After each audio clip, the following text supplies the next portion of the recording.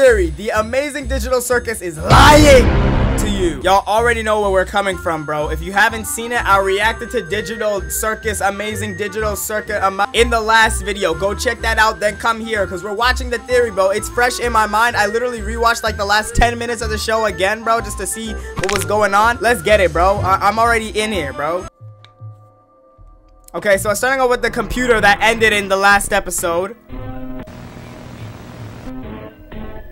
Alright, so this is just MatPat being his cryptic self, you know. You gotta do this to engage the viewers immediately. That's just what he does now. It's a strat. He's a genius. He's a genius. There is no escape. Oh, wow. Ever. Yo, MatPat, distance yourself, bro. I'm not your wife. Hello, Internet. Welcome to Film Theory, the show that'll be theorizing day after day after day after day after day. Okay, so they're repeating the intro. Let's talk about the Amazing Digital Circus, shall we? You, my friend, stumbled into an incredible world of wonders where anything can happen except for swearing. Oh my god. In case you aren't caught up with this one, this is the latest series from the creative geniuses over at Glitch Productions. Oh, they made other stuff? Produced and directed by Gooseworks, a talented artist who also composed music for both Has-Been Hotel and Hell of a Boss. And their creativity and experience really come through with this one. I gotta say, you guys went crazy recommending this one to us across comments. Yeah, no, this is sick. This is fire.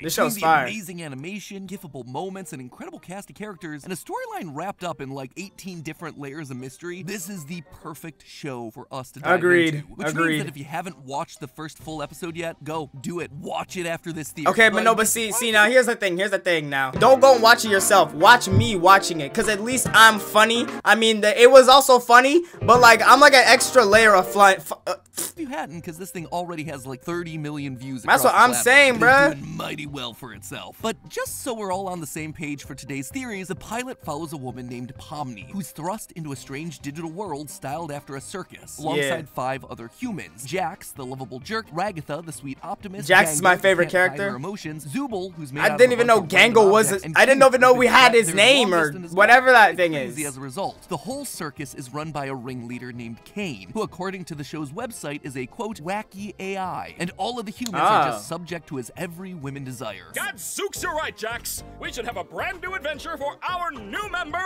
Pomni. I said that like 5 minutes ago. However, the humans don't necessarily want to go on these adventures, and they're constantly trying to find ways of getting out. This has even driven some of them insane, leaving them abstract. Like Cosmo, yeah. Monsters. Case in point, the clown Kaufmo was obsessed with finding the exit, and abstracts just before Pomni shows up. Oh, Kaufmo's been obstructed. It's okay. What is that?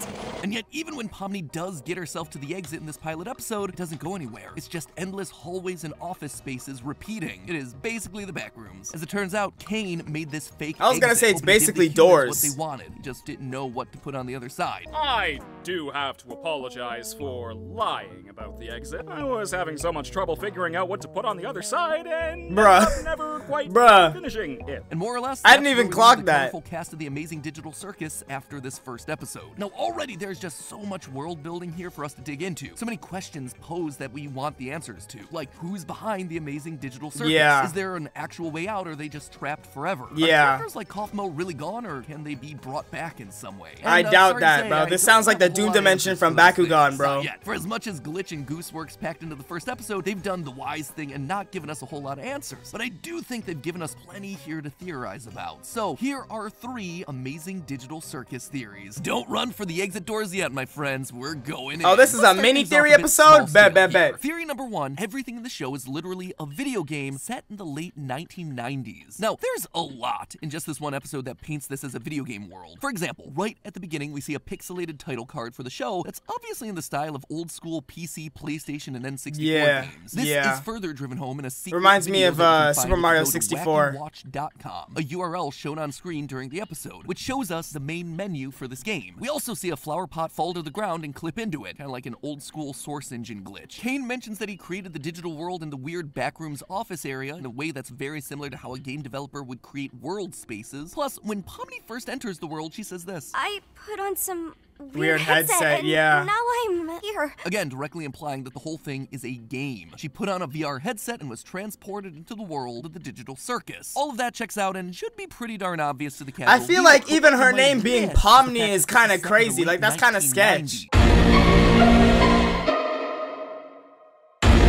and not the present day, like you might expect from something talking about using VR headsets. And there is a lot of circumstantial evidence that points us to this conclusion. First of all, basically all the tech that we see throughout the series seems to be pulling straight from the 90s. Anytime we see a computer in the show, it's always the white boxy styled CRT monitors and large white computer towers reminiscent of models made by companies like Dell and Gateway back in the 90s and early 2000s. This is both in the actual episode and in the off-site material as well. In that same Wacky Watch commercial, we see a real-life computer with the same old-school design. What's more, the beginning of this Wacky Watch video says that this was an old tape recovered on a date that's censored, and given the degradation on that tape, it implies that not only is this video old, but it was also recovered in the past as well. But this goes beyond just the tech that's used in the series. Many of the characters Who is that clown on the left? Very reminiscent of popular characters Cosmo. and ideas from the late 90s and early 2000s. Pomni's gesture design takes a lot of cues from Sega's old Nights into Dream series. Jax shares design inspiration and a from similar Bonnie name with Max, the rabbit from the Sam and Max games. Yeah, Both no, that's clearly what I take said. cues from Super Mario's Chain Chomps. Jax and Gangle were both inspired by characters like Poppy the Performer, an old Japanese 3D animated series, while Kane and the Digital Circus setup is very reminiscent of the villain and plot of I Have No Mouth and I Must Scream, a short story by Harlan Ellison adapted into a point-and-click adventure game in 1995. Any way you slice it, it's very clear. How does he find these things? How OP is his team? I would have never put that together. Who thinks this, outside the box, bro? Is MatPat the box?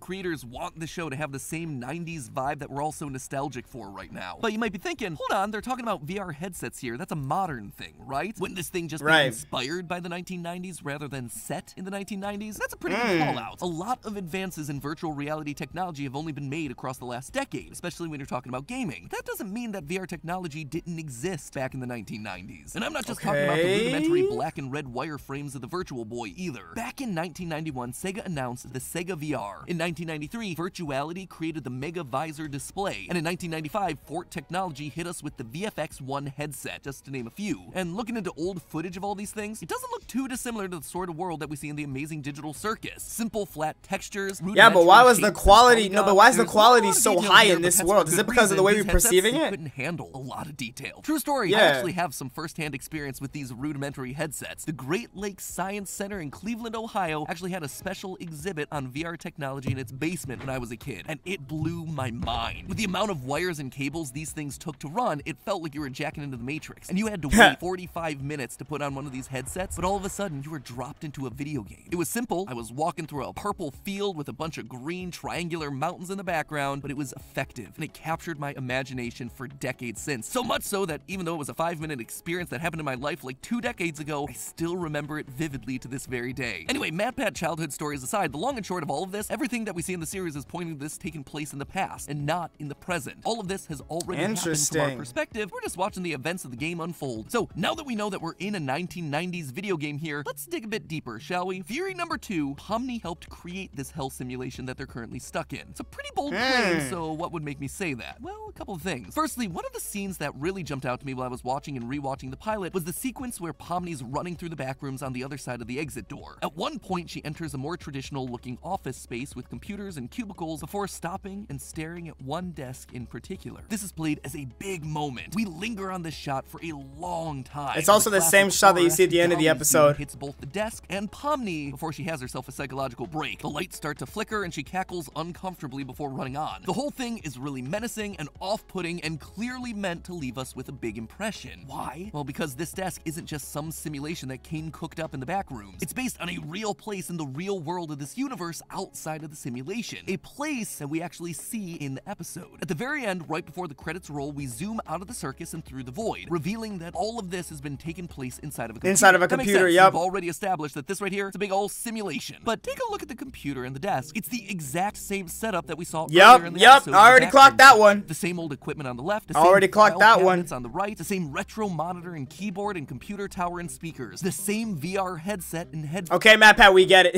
But clearly this one's in the real world. Not only have we literally zoomed out of the computer, implying that we're no longer in said simulation, but the lighting in the scene is much more natural. It's warmer. Sunlight is streaming through the nearby window, all at an angle because the sun's lower in the sky. This is not the flat computer simulation lighting that we've been seeing throughout the rest of the episode. That right there, the desk and computer setup that was real. Both in the simulation and in the real world, is already a pretty interesting point, but why then would it break Pomni? What causes her to go off the deep end and start laughing? Well, I think that subconsciously, Pomni recognizes that this is her desk. At the beginning of the episode, they make it clear that Pomni has lost her human memories, but this, I believe, is triggering a deep realization inside of her. Based on what we're given here, I believe that Pomni's human it's like is an employee of V3, CNA, but like they're, the bro. Okay, actually, no, I was gonna say it, but I'm not about to spoil Danganronpa V3 for people who haven't seen it. Circus game and VR headset, and seeing it here inside the game unlocks some weird flash of her memory as to what's happening to get her into this situation. She's trapped in the very game that she helped to create. It's ironic, hence why she laughs. It's funny. It's darkly funny. I can see this being a huge reveal down the line, and one that could be potentially devastating for all the rest of our characters. For Pomni, obviously, but also for all the other characters who are trapped in here who would be seeing her as the one to blame for their current imprisonment. Also, real quick, super short micro theory. I don't think we have enough information to figure out what the initials in the company name C and A stand for, but one possibility I caught that did too. jump out to me. It could potentially stand for Cain and Abel, partially named after the AI ringleader of the simulation Cain, which could then lead itself to a lot of interesting story possibilities. You see, Cain and Abel are a pair of brothers who are the sons of Adam and Eve, with Cain ultimately killing his brother and creating the first ever murder in the world. Anyway, you know how we love ourselves a good biblical reference here, and I just wanted to mention it in case we get more clues in future episodes. But something we do have more than enough to say about, theory number 3, all the characters aren't actually humans trapped inside the digital circus. Instead, I agree, they're digital people, brains of humans who've put on these headsets, cloned and then forced into the simulation. Now this is a pretty big swing. I mean, Pomni's first line of the series is practically, oh no, I'm a human who put on a headset and now I'm trapped here. And then Cain follows it up with this. My,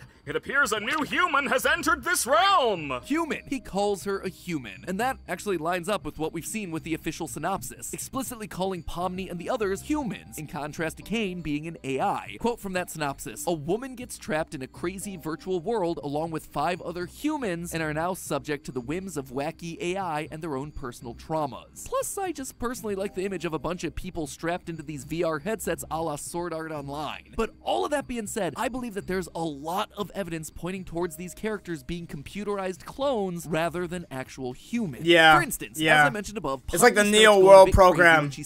I won't say where I got that reference from because that's a huge spoiler, but you know. What was actually on that desk? A headset. Pretty clearly a headset that is not on any human's head. And that's not just a thing in the simulation, it's also on the desk in the real world too that we see in the final shot of the pilot. If there's a human trapped in the digital circus here with a headset firmly planted on their head that they can't get off, shouldn't they, you know, be stuck there with the headset on their head? Given the little that we have to go off of right now, it makes more sense that Pomni put on the headset, had her consciousness copied into the game, and then she just took off the headset to go home. Meanwhile, Pomni in the game can't take it off because she's not a flesh and blood human anymore. She's a digital copy whose memories begin the moment the headset was put on. And even if we're wrong and this desk isn't Pomni's, all the other characters went through this exact same process when they first joined, as Jax hinted at when he sarcastically said, how do I take this headset off?